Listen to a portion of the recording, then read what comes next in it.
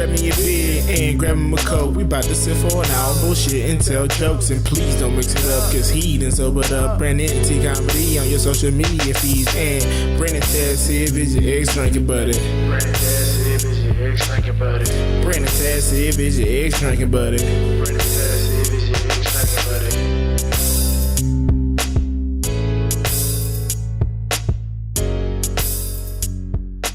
What's up, everybody? Welcome into another edition of Brennan Tassif is your ex-drinking buddy. I'm your host, Brennan Tassif. If you're new to the show, quick rundown of the show. I used to be everyone's favorite drinking buddy. It was my favorite thing to do. Hang out with friends, get drunk, do drugs, get in all sorts of trouble, and reminisce about crazy old stories.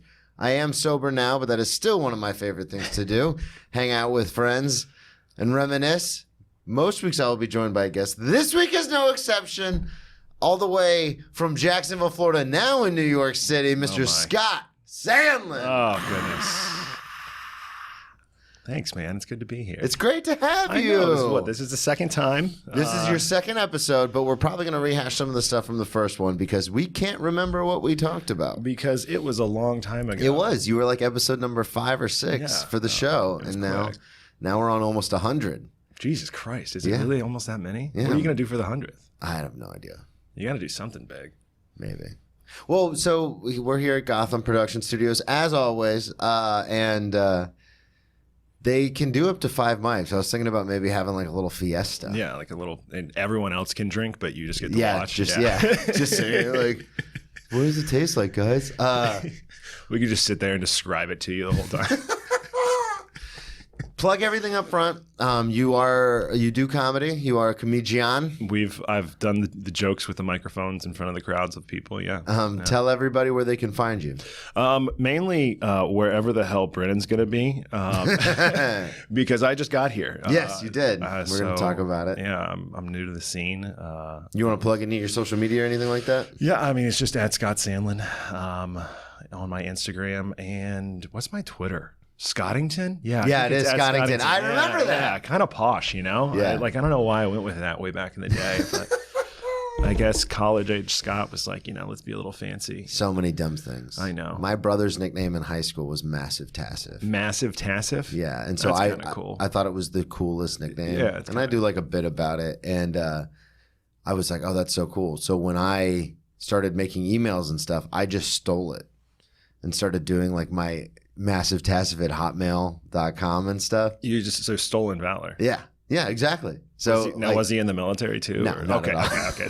So between high school and like my early years of college, everything's just Massive Tassif. And then I remember one day my uncle came to me and he goes, "Hey, yeah, you're gonna have to get a new email." And I was like, "No, this is like cool." He goes, "Good.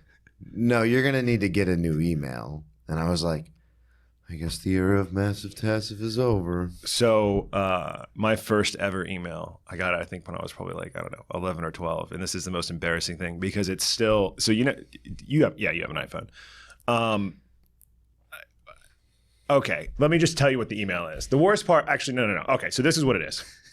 The worst part is that it's still my Apple ID. And like, what is it? surferdude.17 at comcast.net. Yeah, it is. Because I thought 17 was like an old age whenever I got it. I was like, oh, that's cool. Yeah. Everyone will think I'm 17. God. Now look at us, both in our 30s. And so now, I have to get like a work phone, and so. Oh no! Yeah, because you do finance stuff during the day. Yeah, during the day, and so they're like, all right, what's your Apple ID? So no, I don't want to tell you. And I was like, oh no, please don't make me do that. And he was like, no, we needed to set up your shit. And I was like, no, can I just type it in? And he was like, no, I got to do everything. And so I had to sit there as an adult until. In your 30s. Doing finance in New York City. Another grown man. Like, well, I'm kind of a surfer, dude. You don't even surf. I don't surf. I haven't surfed since like fucking college, which was 12 years ago. Oh, God, we're getting old, man. No, it sucks. So for everybody listening, like we already talked about, Scott was on one of the early episodes, but I didn't go back and listen because sometimes I am a bad host. So some of the stuff I wanted to talk to you about, just because it's been, just in the last 2 years, you've gone through quite the journey. A little bit. So I don't want to get into too much depth on some of that stuff because I know it's very personal. But I did want to talk about. So you're in New York now. Yeah. I moved here, for comedy, and you and I have talked about this before because you do finance and you did that in Florida, Jacksonville, where we're from. And the company you work for was very open to you coming to New York, but there was always kind of something, it was basically one of those, maybe next year kind of things. And then you're up here. Yeah. And running away from my problems. I remember when I texted you something about like, hey, when are you coming up to visit? Because you came up to visit a few months ago and then kind of got a little too hammered. And then you and I weren't able to connect. And I was like, well, man, that's fucking shitty. Like, when are you coming up here again? And you're like, oh, no, I'm moving. And I was like, wait, what? And so then now you're here, which is awesome. So I kind of want to let the listeners into if you don't mind, and if you don't want to talk about it, we'll just cut this. But how did that process happen with you finally getting to New York? So, one was like for the job. Yeah. So like I got a job opportunity I couldn't say no to. It was for the same company. Though, yeah, correct? for the same company. And I've always wanted to live here.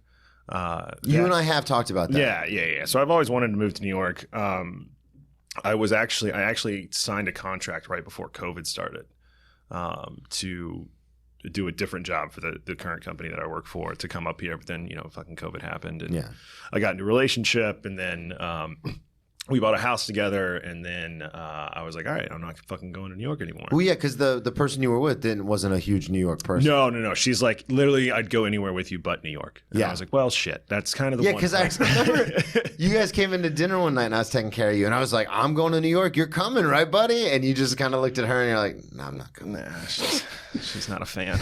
I'm not coming, guys. And then I had the pleasure of completely fucking up that relationship. Just love of my life, just completely fucking it up. And so, I had lived with my mom for like, I guess 7 months. Okay. Yeah, 7 months, maybe even 8. I don't know. Oh, I thought you were still in the house. No, you No. didn't. No. I was, my things were packed for me and I was asked to leave. And yeah, we haven't spoken since that day. It's great. Shout out to the ex-love of my life. But yeah, no, it's, I'm actually, all the time on your turn. I'm actually, we're just going to start crying. yeah, this isn't ex-drinking buddy anymore. It's ex-girlfriends. Yeah. Brennan and Scott are your ex-girlfriend sad boys. No. And so, I actually still think I pay for like her cable and internet. At least like I still get the bill for it. Like she probably has her own. I just haven't like turned. You haven't turned the other one off? I haven't turned the other one off. And I still pay for like the gas because it's like a natural gas hookup at the house. And I'm just like, I'd rather just keep paying for it than go through the pain of having to talk to her. Which is ridiculous. Which is the most immature, ridiculous thing ever. I mean, it's incredibly immature, but I do the same thing. It was so hard for me. It took years before I even changed my Netflix password. Oh yeah, she still has like all my age. Yeah, and it was so funny because Savannah goes, hey, we're both paying for all this stuff, so why don't you just cancel yours? This is dumb. And literally, because I'm very open and honest with Savannah, so I just look at her and I go, whoa, a lot of people use it. And she goes, a lot? Or Alyssa? Does Alyssa use it? And I was like, yeah, I'll cancel it. Fine. I was just like, I don't want, and of course, she's not going to text me. She's getting married in October, but it was just one of those things where I was like, that's the last time. That was it?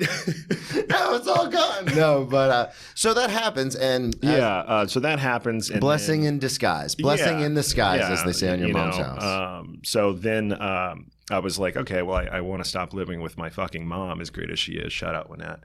And so, I got this job opportunity, and I was like, well, fucking let's do it. Yeah. If I'm not going to do it now, I'm never going to do it. So. And it's the perfect time, too, because you have enough stability to where you're not like freaking out. Because we know people. One of them is in the Jacksonville comedy scene and this is something I tell everybody is like a cautionary tale, where they packed up everything and moved up here sight unseen. And then all of a sudden they got here and it was a basement apartment. And it was flooded out. And all these people they thought were going to like, you know, be there for them but they kind of didn't. The way I heard the story is they kind of didn't help them out nearly as much as that person thought they would help them out. And they just had to turn around and come back to Jacksonville. And it was like. That's fucking brutal. And you and I are in a position, I tell people this all the time. I used to say this in Oklahoma City when they're like, "Oh, you're from Florida with beaches? That's so cool." And I'm like, "You can fucking move. Yeah, you can like, just. You don't have to stay here. Go there. Yeah." And so, God, especially from Oklahoma. Holy fuck. Yeah. Get the fuck out of there. If there's anyone listening from Oklahoma, there are a few. There are horizons out there that exist. Shouts out Brandon. What's up, man? He has the merch. But so it's the same thing with New York. And like I said, I've worked in the service industry for long enough to where I was able to get a job at a very good restaurant to where I don't have to. It's not one of these things where it's like, oh my God, like I got up here. And that how many stories have we heard of people get up here and then 6 months later, they run out of the money they saved, their job's not paying them what they thought they would, or they're not getting the hours they thought and they have to come back. And I'm very grateful and fortunate enough to where in my line of work, it's like, I mean, I can make my rent in one good weekend. Right, like it's not that big of a deal. And for you, you had the job, you had the stability of the job where it's, you know, it's a 9 to 5, but you're like, okay, I know what my budget is. Right. So there's not this thing where it's like, oh my God, I got up here trying to chase the dream and now all of a sudden. But like also, you know, I feel like there's a lot to be said for being like that hungry, especially in comedy. Yeah. That's, you know, so many people. Well, and that's the other thing. It's a good point you bring up because that's something where it almost feels like an imposter syndrome. Right. Where I Same. think like, well, I have a good, like everyone's like, you need to get a day job because, you know, I've accomplished a lot more in the first year I've been here because it'll be a year by the time this comes out. And I've accomplished a lot more, or so I've been told by other people in New York comedy. They're like, man, you've only been here for a year. Like some of the people you've had on the podcast and some of the shows you've done and being able to, you know, I've got the show at the Stand on the 19th. Yeah. And it's like, oh, you're already doing shows at some of these bigger clubs and you've only been here for a year. Right. So, but I still feel like, oh, I should get a day job and like push even harder. But then there's another part of me that's like, yeah, but I like the fact that I can make my rent in a weekend. Yeah, I was going to say, like if you can do it, why would you? It's this weird. You stretch yourself thinner. Yeah, it's this weird imposter syndrome sometimes where it's like, oh, maybe I am faking it, but it's like, no, I do.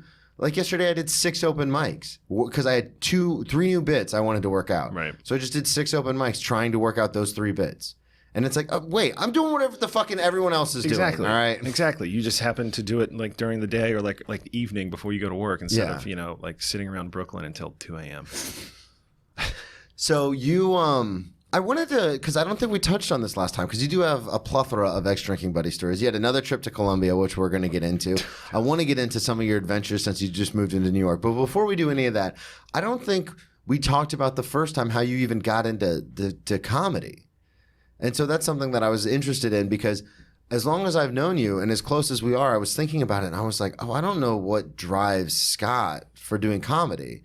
Because you have, like I said, this stable job and, you know, you're making good money and it's one of those things where now you live in New York City and you'll still text me and be like, hey man, what mics are you hitting? Yeah, let's get, and I'm like, well, why do you like, and then I thought more and more about it. I was like, oh, I don't know what makes you tick as far as comedy. So tell the listeners about kind of how you got into it. Like when did you do your first open mic and how all that kind of transpired? So my first time going up ever was at the After Dark comedy show. Okay.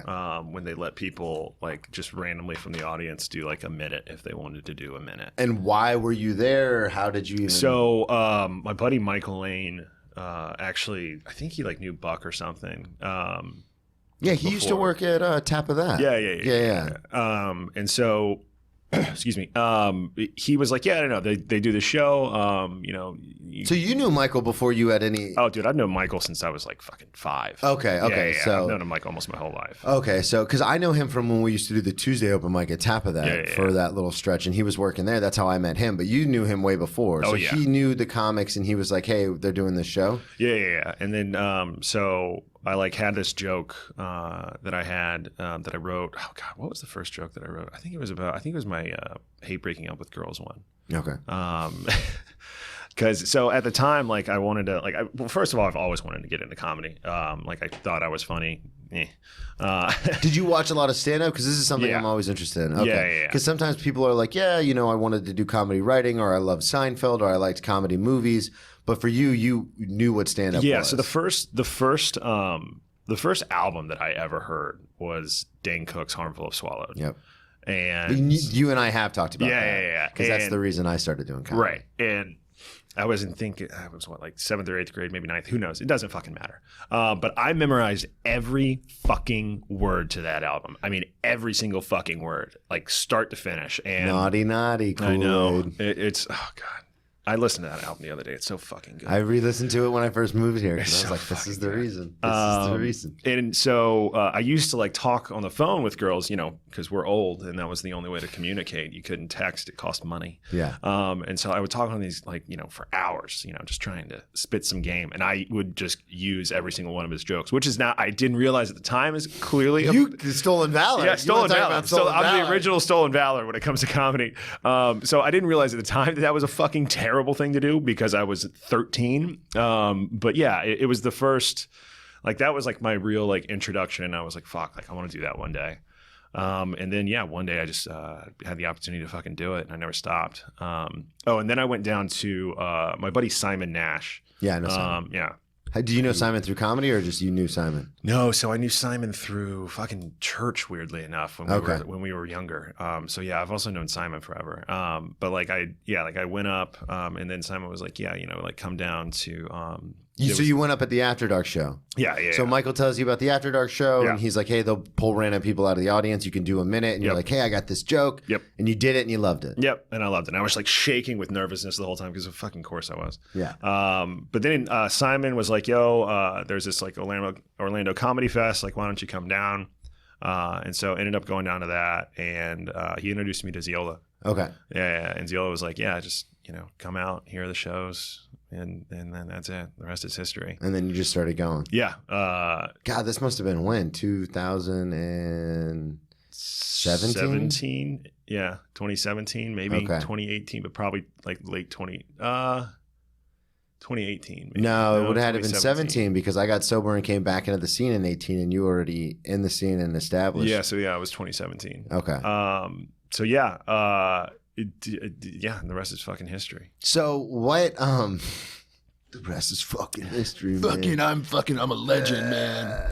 So, I'm gonna watch me dovetail this. I'm so good at hosting. So you get into comedy, and then you just fall in love with it, and you want to keep doing it. And we've done open mics together and shows and stuff like that. And then the New York thing, and you and I have talked about this off the air, but for the listeners, I'm not going to set it up like, hey, this is a crazy question. Like, we've already talked about this, but the New York thing, was there a part of you that thought like, oh, I want to go to New York for my job? Not only it's one of the greatest cities known to humankind, but Amen. also I want to continue to pursue comedy in New York. Was that on the front of your mind, or was that kind of just like an added bonus? I mean, I think it was definitely like on the front of my mind.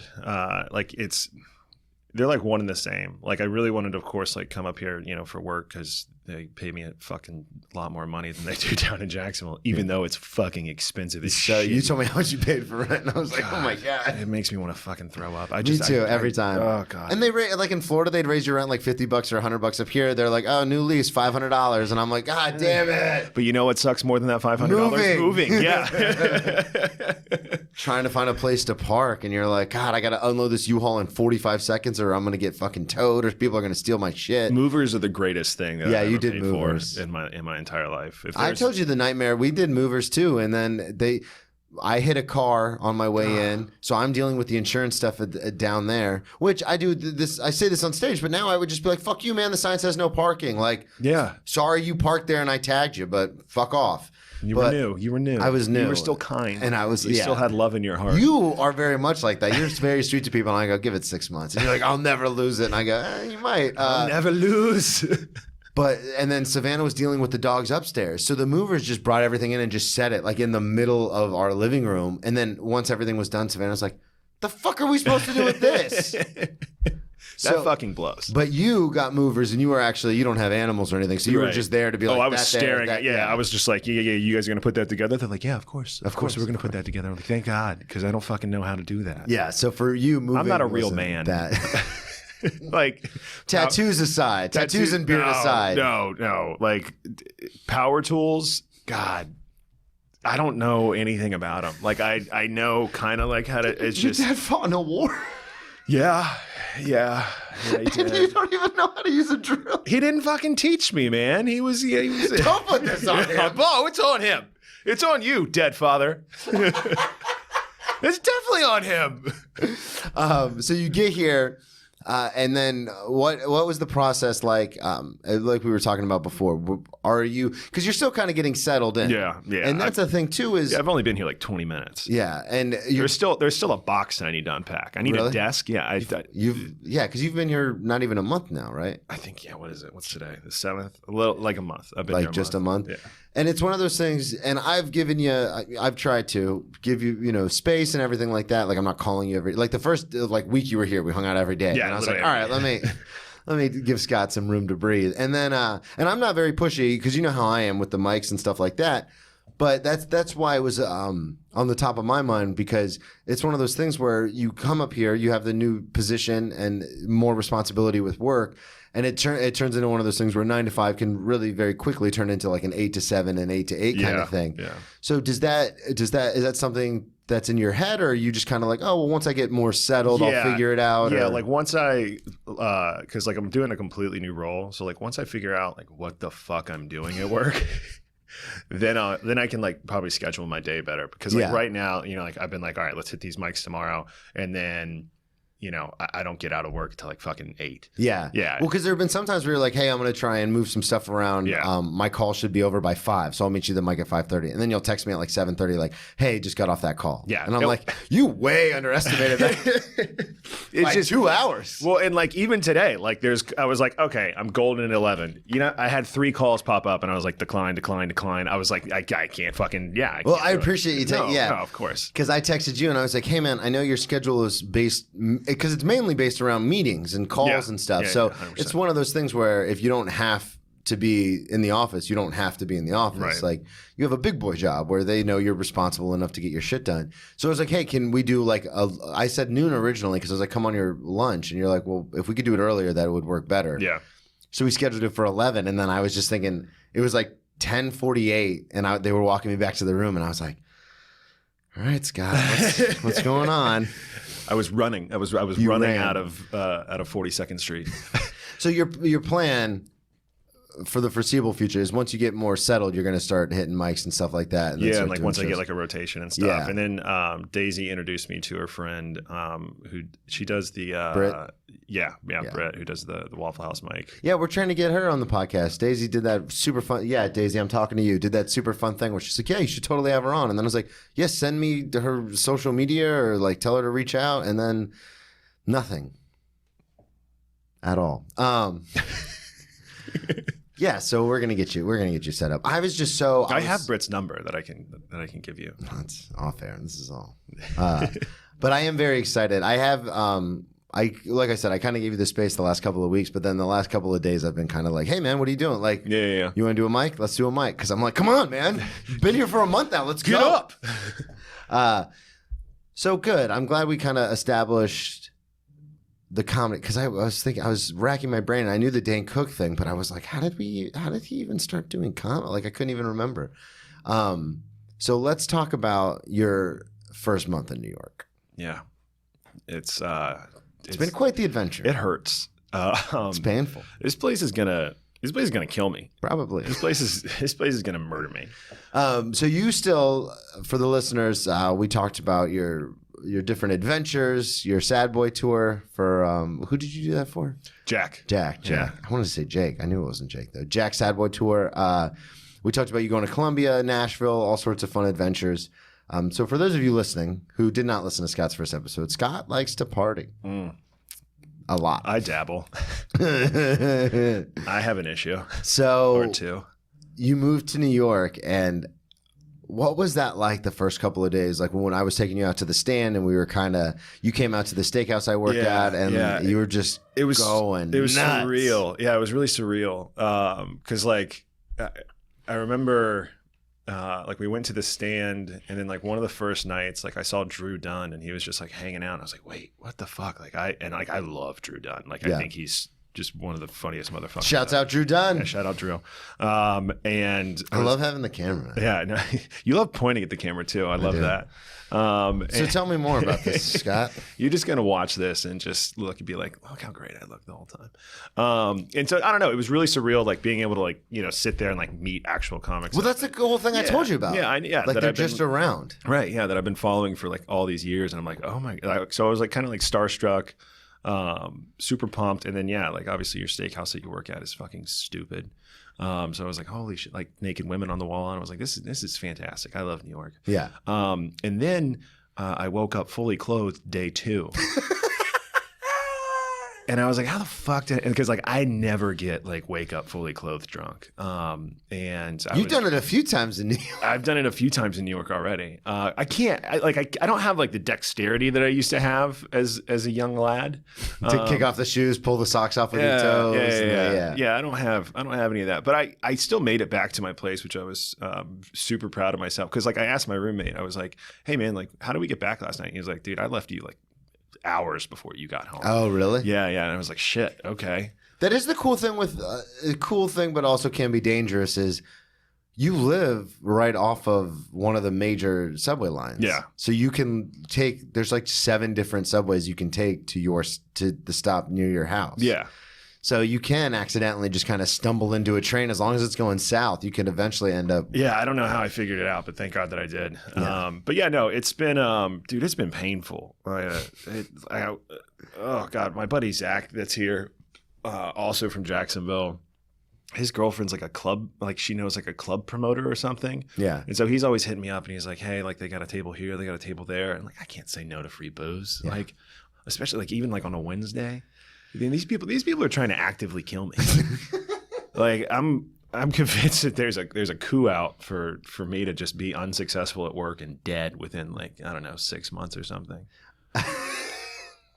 That's the other thing about New York is it's not just the weekends. No, it's literally you can do whatever you want whenever you want to do it, which is dangerous. Yeah, because that's something I've really thank God. I mean, for my sake, that I was sober when I got here because I see it on a daily basis because I go to the stand in the cellar a lot, either after work or after the mics. I'll go hang if there's not a show going on because I'll get, like we talked about earlier, I'll get all my mics done. I'll get 3 to 5 mics, sometimes 6 done between 1 and 6. So then after 6, I'm kind of like, all right, I would try to go to the gym beforehand. So then after 6 o'clock, I'm like, well, I already did 5 mics today. Like, what am I going to do now? And then I go hang. And the listeners are very aware of my kind of stance on hanging versus open mics versus all that stuff. So I end up at the clubs a lot and it'll be like a Wednesday and people are just fucking housed. And I'm like, shithoused. Do you like, you guys have work tomorrow, right? You're like, you're normal people. Yeah. It's 1 o'clock in the morning and you're like, can't even stand up. That's me. So we also had a fun time where this was super exciting. It was the first day you were here, that same stand visit. And it was the day Matt and I, the Full Charge and I were hanging out the night before at the stand. And we hung out with Ari. And we all just kind of hung out for like an hour. And we were all just talking at the table and stuff and having a good time. So the next day, we go to the stand. I bring Scott. I'm like, Scott, come to the stand with me. We'll hang out. Scott's a comic. He knows the rules. Scott definitely knows the rules. He's a comedian. He's been doing this for years. Scott knows the rules. So we get to the stand. I introduce you to some comics that I know. I introduce you to the manager. We're all kind of hanging out. Scott's drinking aggressively. A little bit. Aggressively. Listen. Well, you're enjoying yourself. I was excited. I was excited. You're very excited. I got here. And there's reason to be excited. Your little baby boy Brennan now knows all these big shots in New York. And it's like, oh my God, this is so cool. We're doing it. This is it. We're doing it. We are in it right now. So then I'm like, hey, do you want to sneak down and watch the show? And you're like, fucking yeah. So Joe lets us go into the showroom. We sit down. Scott has a couple more drinks. And then Ari, the aforementioned Ari Shafir, very funny comic. Everybody knows who he is. Everybody knows Ari Shafir. Scott really likes Ari. I'm a big fan. Huge fan. So Ari gets on stage, and there's certain comics that they will, like, the stand doesn't take your phones, but there's certain comics where if they see your phone out, they'll freak out because they are known for controversy. Sometimes they get themselves in a little bit of trouble with the mass public. Ari's one of those comics. Yeah. So Scott pulls his phone out. God damn it. Oh, we're telling this story. Scott, in all of his excitement, pulls his phone out. He goes, oh my God, this is a guy I look up to. This is someone that's one of my favorite comedians. I'm going to take a couple of pictures of Ari. Pulls his phone out. Ari hates when people pull their phones out. Yeah, In fact, he hates like it to the point where he has a loaded bit for it the second he sees it. Yeah. And he did it. He did it to me. He did it to you. And I'm trying to put my head down because the night before I was hanging out with Ari in full charge and I was like trying to put my head down. Then one of the other managers comes over and asks to see your phone. To see my shit. Because they thought you were recording him Right. in the middle of one of his kind of like, you know, off the walls bit. And it turned into a thing. It turned into a thing. Night one, I'm just gonna ostracize myself, blackball myself, and everyone knew you were my good buddy from Florida. You know, also just bringing down with the ship. We go down together. God damn it! I've seen Titanic. I'm playing on the fucking deck. Oh God. So yeah, that was. Why'd you have to tell that one? Because it's an ex-drinking buddy story. Yeah. Plus, it was hilarious. Yeah. Because you. To your credit, I think it's so funny because I've accosted Dan Soder outside of a bathroom. I got called a fucking creep by Bill Burr he said it with love in his heart, or at least that's what I'm gonna keep telling myself. So like I've done these things, and I still to this day I've been in New York. It'll be a year by the time this comes out, and I still do these things. I did it to Sam Morril like 3 nights ago. He was leaving the cellar, had his headphones in, the cloaking symbol in New York City, like don't talk to me. Don't talk to me. He's in the middle of the 6th Avenue trying to wave down a taxi after his spot at the cellar. And I'm like, hey, Sam. And he didn't hear me, so I just kind of kept walking. I was like, no, I cannot allow that. Turn around, I go, Sam! And he goes, huh? And I go, big fan. And he goes, yeah, man, thanks. See, at least like when I do it drunk. Yeah. And it's just like, I have no excuse. The inhibitions are gone. You're just like, all right, I'm just going to make this person my best friend who's trying to get a cab right now, who definitely wants Chris to talk Buck to calls me. it, I am a professional fanboy. Okay. That's how he puts it. Because he's like, yeah, you're a comic, like you do comedy, but you also like freak out when you see people you like. Like, stop doing that. Just being normal. It's hard, man. But I'm always like, it's so cool. We get excited. We get excited. We're very excitable easily. baby We boys. are. You know, it's tough not to be. So I wanted to tell that story because you felt like you were heartbroken. Oh, I was. You apologized for like 3 days after that. Mortified. Yeah. And I was like- I apologized to him that night and then the next night when I saw him. Oh yeah. Yeah. And I was like, dude, don't worry about it. And you're like, no, man, this is so bad. This is the worst. This is the worst thing I've ever done. It's the worst. It's terrible. Terrible. So that was probably one of my favorite things that happened. But you've also we've also gotten to some other things that we won't talk about on this show. But we did have some fun adventures so far. And it is weird being sober now and hanging out with you because it's not like I'm not knock on wood. I'm not like, oh, I want to drink or I want to party.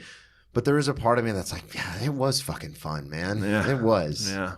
Well, I would never let you. But then the flip part is whenever I text you and I'm like, hey, what's up? And you go, I think I'm dying. I'm like, yeah, I don't miss that. I don't miss that at all. Yeah, dying is the worst, and I do it a couple times a week. Yeah, I was gonna say, texted you. What was it? Last night or the night? 2 nights ago, I was like, "Hey, man, I'm off tonight. There's no real shows going on. What are you doing?" And you're like, "I'm gonna go to bed at 9." And I did, and it was amazing. It was fan-fucking-tastic. Yeah, because first of all, it was 4th of July weekend. Yeah, I forgot about that. It's like that's like a Thursday to Monday type of aggressive drinking thing. Yeah, and it's a job at that point. Takes it out of you. Yeah. It takes it out of you. Yeah. And you can't not do it. Yeah, what are you going to do? What am I going to do? What am I going to be so no. Ugh. Gross. Who is that? Ugh. Losers. So I felt obligated because I don't know. I definitely I'm starting to realize weirdly enough, like on my Twitter feed, a lot of things that like keep popping up are like people celebrating sobriety. Yeah. And they're like, this is my X year of sobriety. And I was on the train yesterday on my way to work and I saw another one, just I had no idea who it was. but like a stranger. And I was like, is the universe trying to like tell me you something? that maybe? It might be because you've been hanging out with me and I talk about sobriety too much. Yeah. And your phone's listening. My phone's listening. And it's like, hey. We don't talk about it too much, but like you're the only one that talks about it. And let me be very clear to everyone listening. I don't talk to you about you getting sober. I talk to you about how boring sometimes it is to be sober. Yeah.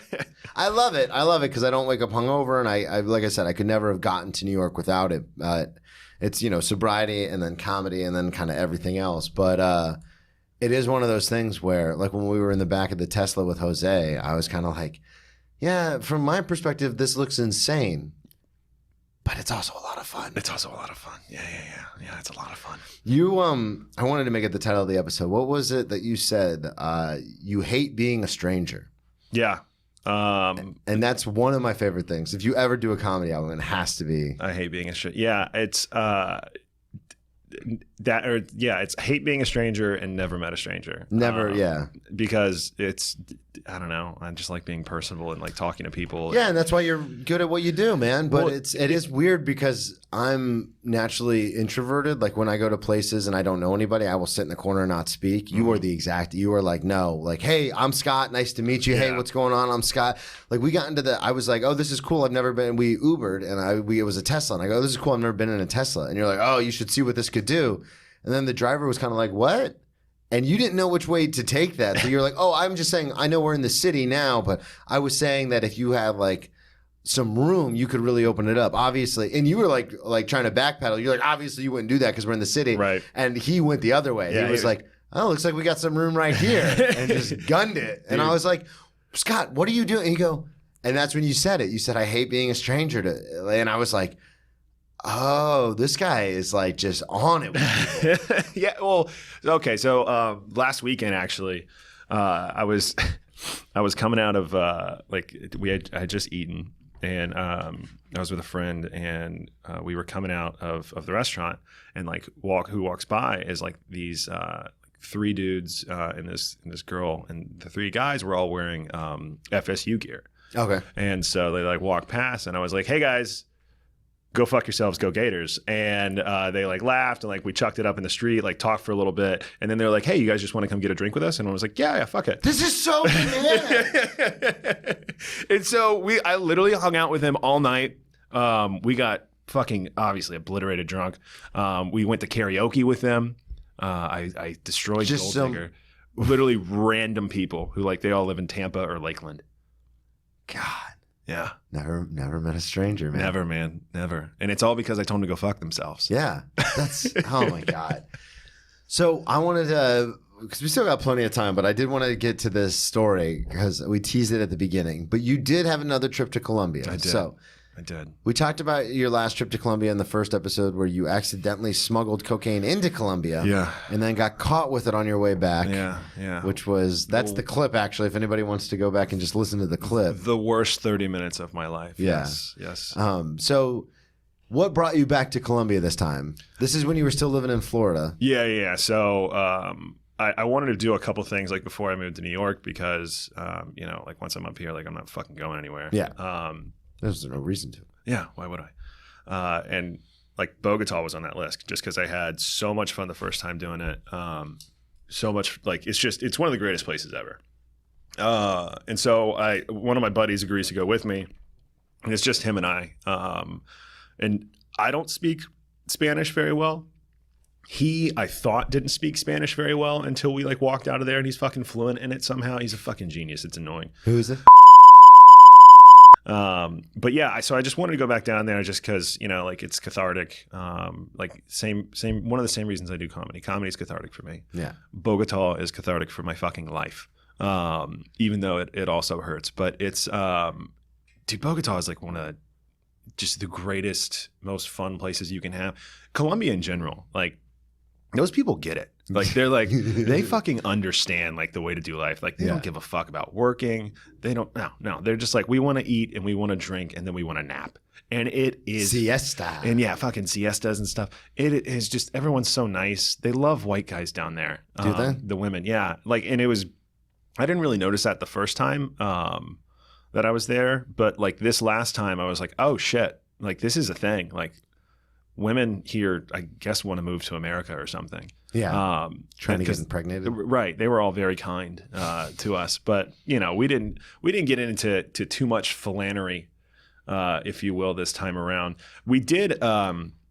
There's a weird thing that happens when you're trying to buy cocaine on the side of the road in Colombia.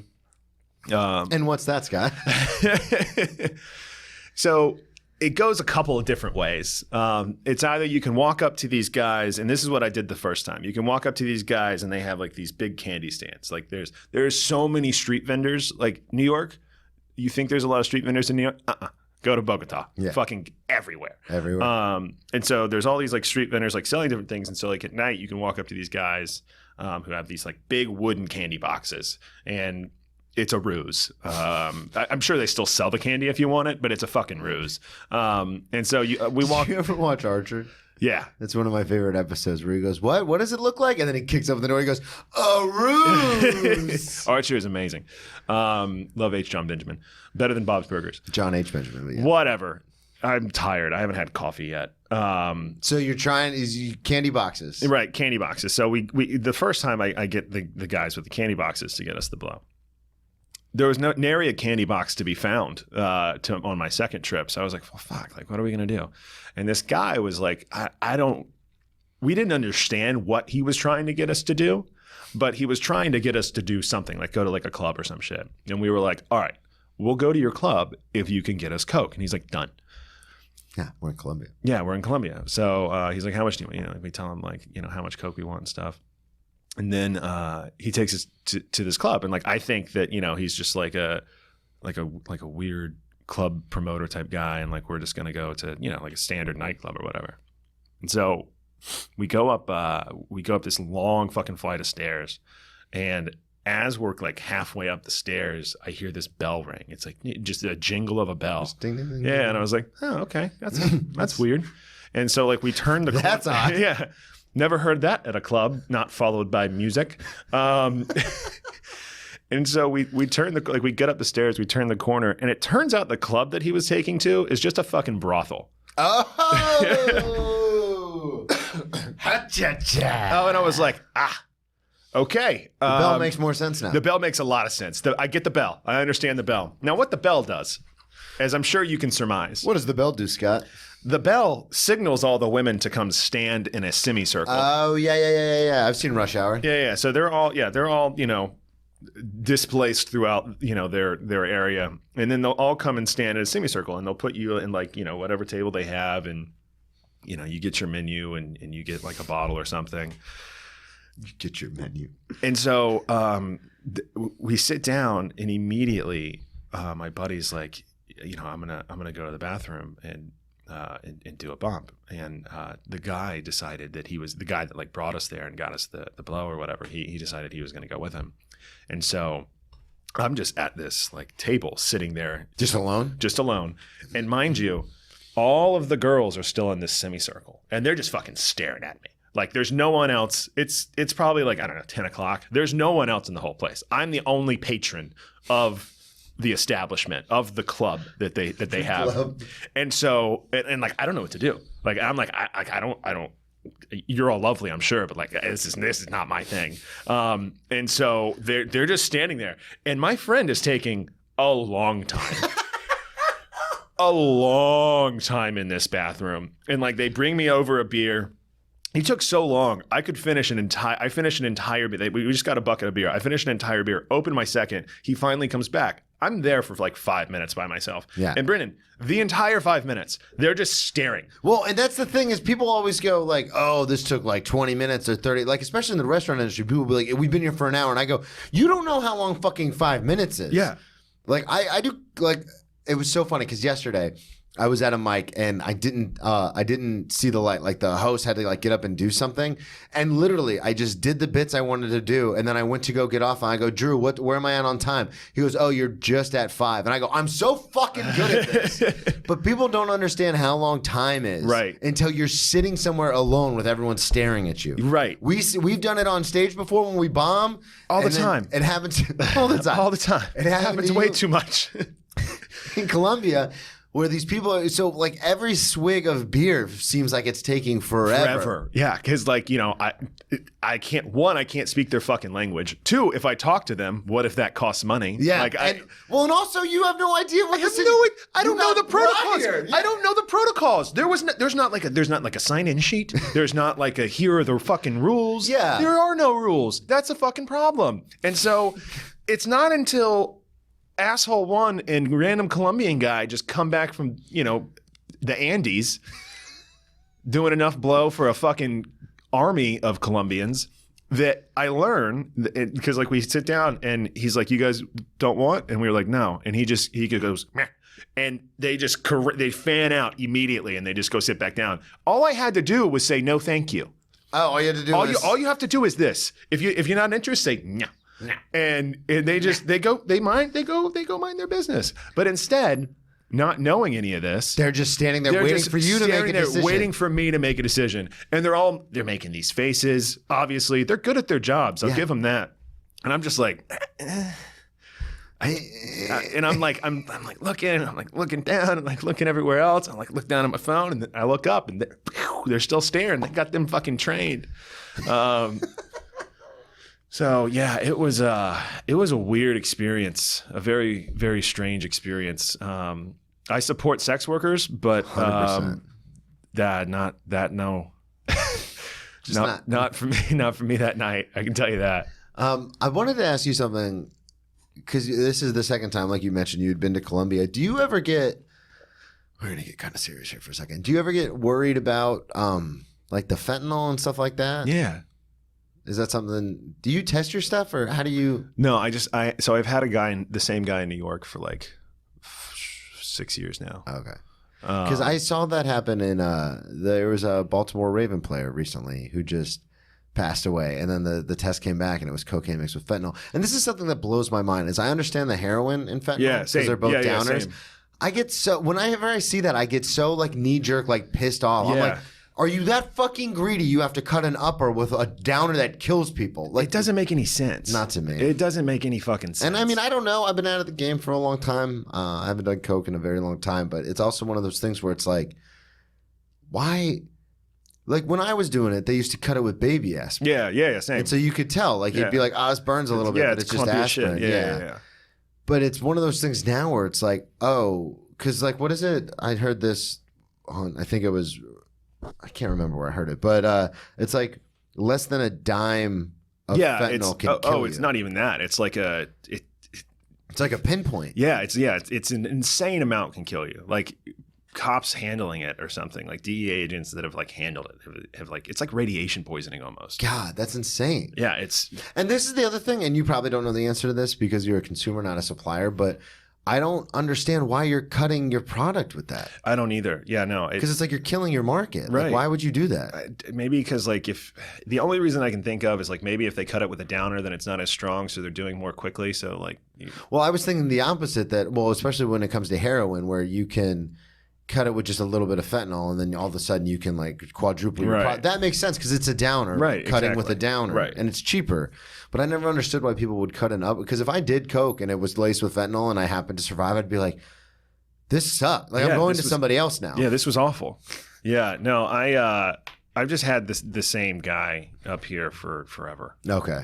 That makes sense. So you trust it. Because I know Ari talks about it. I heard him on, it was either Rogan or on his podcast talking about getting, not cocaine obviously, but with like Molly and stuff, you get test kits. Yeah. And they're readily available. You can find them pretty much anywhere, and then you can just test it. Yeah. And then that way, because that's the one thing that I was always so happy with about alcohol was the fact that it's regulated, so I know what I'm getting. Yeah, you're getting what you're getting. Yeah. Okay. So that's because sometimes I see these stories and I get very scared for my little boo boo. I know. They're terrifying. And yeah, no, But it's a fucking party, man. But I should be more worried about it. But I try to block it out. Okay, there you go. Yeah. But yeah, I guess since I just trust the guy. Yeah. So did you have any other crazy adventures in Bogotá? So we went to the same place. It's called like Andreas Carne de I don't know. I always fuck up the name. It's like the city that's like a nightclub / restaurant. Yeah. I mean, we went out there and that was a lot of fun. But it wasn't anything too crazy. We ate a fuck ton of food this time. Oh, did you? Yeah. So last time we didn't eat it all. This time we just ate like as much fucking Colombian food as we could. Do you think that's because we're getting older? Yeah. Well, and food means a lot more to me now. Yeah, that's what I was going to say, because it's one of those things where, whenever Savannah and I go out, it turns into this like 5-course thing. And that's by design. Like, we like to do that. And I don't know if it's because I'm getting older and more mature. I was just actually, speaking of Daisy, I was just joking with her that when I was in my 20s, I would watch Jersey Shore on Netflix and do shots like I was like partying with them. And now I watch like The West Wing and start to cry when they make like a solid political point. And I was like, is that because I'm sober? Or is that just because I'm getting older? Or like, I don't know. I think it's both. And it's the same thing with food. Is like, I used to not eat all day so that way I could get fucked up faster. Yeah. And now I just am constantly like trying new places and like checking out new stuff. And I'm like, is this because I'm sober? Or is this because I'm getting older? Or like, what's happening here? I guess like for me, you know how much I love food. Yeah, like, you do love food. It's my favorite. I've seen you way over order and then just be like, just try a little bit of everything. I gotta try a little bit of everything. And then you box it up to go and you either give it to a homeless person or the one time you brought it to the stand. Yeah, I brought it to that was a big hit. Yeah, okay, good. Yeah. I got texts from a lot of the bartenders and stuff like, fucking thanks, man. Well, they were like, because I handed it to the hostess and I was like, hey, this is for the bartenders and stuff. And she was like, okay. And then she walked up to me like 5 minutes later. She was like, wait, did you want me to like hold on to that while you're at the show? And I was like, no. Give them the food. The food is for them. And so, I always just like, I'm not a leftovers guy. Yeah, me neither. It kind of freaks me out. Well, I just don't like it because it's like, it's never going to be as good as it originally was. Right. I already had the best part. Yeah. Like I already had the good shit. Yes. And that's always very sweet of you, because whenever you get stuff boxed up, you always say, I'll just give it to somebody. And you always do. Yeah. True to your word, you always do. So that's, I don't know if that's just because we're getting older, because now you're in your 30s. I'm in my mid 30s. Ooh. God. It's just saying it out loud. I hate it. Yeah, 31. Like, it's actually like somebody asked me the other day, and they were like, how old are you? And I had to like sit there and think. I was like, fuck, how old? Oh, God. Because I was about to say 30, and I was like, wait, no. Yeah. I still do that sometimes when people go, when people are like, hey, how old are you? And sometimes if I want to like play it off, I'll say early 30s. But now I'm like, oh, I'm 34. I'm not early 30s anymore. Yeah. Mid 30s now. We're getting old, man. It's fucking terrifying is what it is. Did you, I wanted to ask, because I think I saw this on social media, but did you guys have like another big blowout adventure before you left Jacksonville, you and the crew? Yeah, we went to, I guess it really wasn't a big blowout adventure. It was supposed to be, but then food happened. No, we went down to Burns Steakhouse. Okay, that's in Tampa. In Tampa. Fucking amazing experience. I don't know if you've ever been there. No, I've heard a lot about it, but I've never been. It's fucking incredible. So we did that, and then we just went golfing because, I'm this skin complexion. Do you get fucked up on the golf course? Sometimes. Do you? But like, I also like to be like good at golf. Yeah, as I say, you're competitive. Yeah. So it depends like how I'm like hitting it. Yeah. Like, or like if there's a lot of different factors into it. Like, am I hungover? Because if I'm hungover, like, fuck it, let's just keep this train rolling. Yeah. Just hair of the dog. Yeah. If I like to at least have like one like cocktail, like to start out with. Yeah. But then like if I'm playing pretty good, like that's it. Like I'll have like maybe like a beer or two. Switch to beer. Yeah. I'll like maybe like a beer or two, and then I always have a shit ton of water and Gatorade. Yeah. But if I'm playing poorly, fuck it. Let's just die on the golf course. There's been times. Oh yeah. I mean, there's been times where, hole like 16, I'm just passed out in the cart. Really? Oh, 100%. And then everyone's, having to like drive me around. One time Jack got so fucked up on a golf course, we got kicked off of it. Because what happened? He decided to just like take his clothes off basically. No. Except for like he had his shorts on. Yeah. Come on, sad boy Jack. And just so he's just like shirtless, and he just laid on top of the golf cart to get sun because he wanted to tan instead of golfing. So what happened? The marshals came over and were like, hey. They were like, what is this? Like, we haven't seen this one before. Why are you doing this? And then thankfully it was like, like the 16th or 17th hole, and we were already on your way out. Yeah, we were like, all right, this is enough. Golf. Is there ever I wanted to ask you this, because sometimes you and your boys can get into some crazy adventures. I've seen it firsthand when you come into the restaurant, and then by the time the meal's almost over, everyone's like yelling and screaming, and it's a great time. Like I have a great time. But is there ever a part of you that, do you ever have that like red flag that goes off like, maybe this is too far? Yeah, oh my God, all the time. Okay. Oh my God. Well, because I've seen it firsthand. The red flag goes off every fucking time. Well, I've seen it firsthand. Like the thing that happened with Ari, and then I immediately saw on your face you were dejected and you were like, I fucked up. Like this is too. But I never knew if when all you guys get together, because you roll with a crew of like 5 guys. I didn't know if when you guys get together if that ever happens. Oh my God! Every fucking time that we get together, it happens like this. When Jack starts biting wine glasses, that's a red flag number 1. I cannot tell you how many fucking wine glasses Jack has bit and broken at like a dinner. He just like bites it. He bites it. He just bites it, and there's just blood, and it's like, God, Jack, why do you always do this? It's a weird move. But that's how we know that Jack's too much. Yeah. Once Andrew like starts like swaying and like swirling like his like just in the world, that's it. Just in the world. Like he can't like talk. That's too much for Andrew. Rick, once he starts yelling, "Come pie," that's it for Rick. What's yours? I don't know, man. Probably whenever I get up to go to the bathroom to do coke mid-meal. That's when you're like, that's all what right. I'm like. You're ruining this amazing dinner with cocaine because you're too drunk because you want to stay up. Because like I'm gonna sleep. Like if I get, that's what it is. Like when I'm like, okay, it's sleepy. bedtime. Yeah, it's sleepy time. That's when I'm like, all right, this is too much. Yeah, and then that was my big thing was people would always think, people who didn't know me always thought I was more fucked up than I was. Yeah. Because I'd be like loud and boisterous and having a good time. And then people who knew me were like, oh no, he's just getting started. Yeah. My red flag was when I would get quiet. And I would like sit on the couch, or I've talked about it before, I'd be taken downstairs. My buddy Dan had a townhouse, and a lot of times he would take me down to the bottom floor where there was a spare bedroom, and he'd be like, all right, you're just going to lay down in here. Because I would just sit in silence and wouldn't talk to anybody. And then my friends would look around and go, now he's fucked up. Because my thing was, I was like a party, like get the party going. Yeah.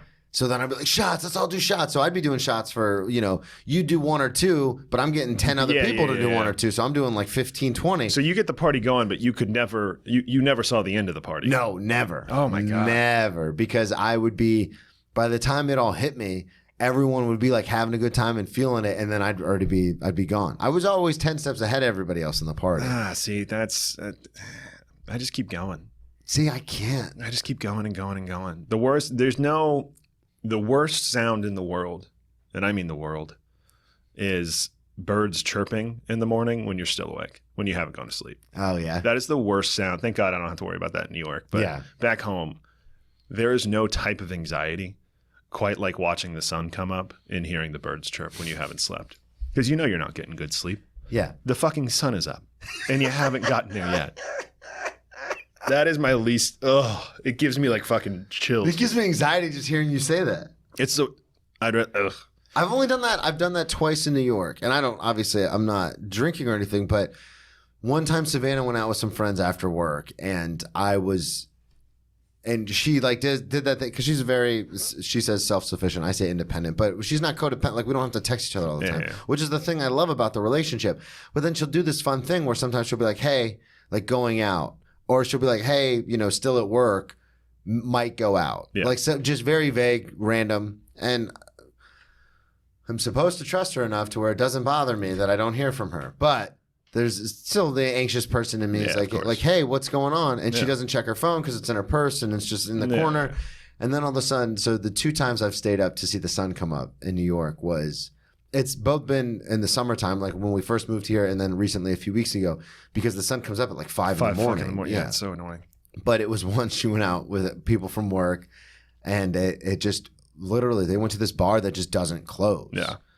And so by the time she got and I'm like checking Citizen to be like, where the fuck is she? Like, because it updates locations, but she's not she's not on her phone, so it's not like updating. Right. So then I'm like, well, if she's going out, I'm going out. So then I like walk the dog for like 2 months. And anyway, long story short, by the time she's coming, like by the time she texts me like, oh, sorry, just looked at my phone now on the way home. It was like 4:45. Ugh. And so I went outside to smoke a cigarette to like meet her as she came up, and the sun was up. And same exact thought went through my head. It's like, oh, guess I'm just not sleeping. Yeah. Because this is over. This is the worst feeling ever. Yeah, and it was the same situation. Just like I said, that happened when we first moved here, and then the same situation a couple weeks ago.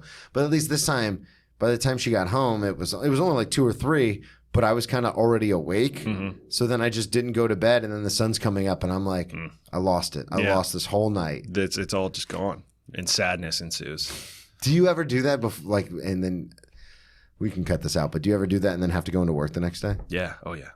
I can't do it. I can't do that anymore. But like back in the day. Oh yeah, well, you can't do it now, but yeah, I can't physically do it now. Yeah. But yeah, back in the day, probably like 5 or 6 times. Really? Oh yeah, it happened too much. See, and to me it sounds crazy, but I used to do it all the time too. But to me, I'm like, I worked in the service industry. You work in finance. Yeah. Well, now trust me, they weren't productive days. I might have physically been there, but mentally I was not. Yeah. But yeah, now I just feel like I can't. Well, not only that, but you've got a lot more responsibility Yeah, and stuff too. Well, dude, this was super fun. I love you. Love you. This was fun. Do you have anything you want to plug or promote or social media? At Scott Sandlin? At Scott Sandlin, at Scottington. Come see me wherever you see Brennan. Next time I come on, I'll actually hopefully have some real legitimate shows that I can plug. And Absolutely. be Well, cool. when you do have shows, just let me know. We'll bring you back on. Thank you, everybody, so much for listening. Thank you to Patreon. I'm still on the fence on if I want to do the video for Patreon only or if I want to do I don't know. We'll figure it out. But BrennanTComedy.com. I'll be at the Stand July 19th. I have another really big show I'm not allowed to disclose. That's in August. And then at Brennan T Comedy on all social media. Subscribe on Patreon. Thank you so much for listening. We'll talk to y'all next week. And we're out.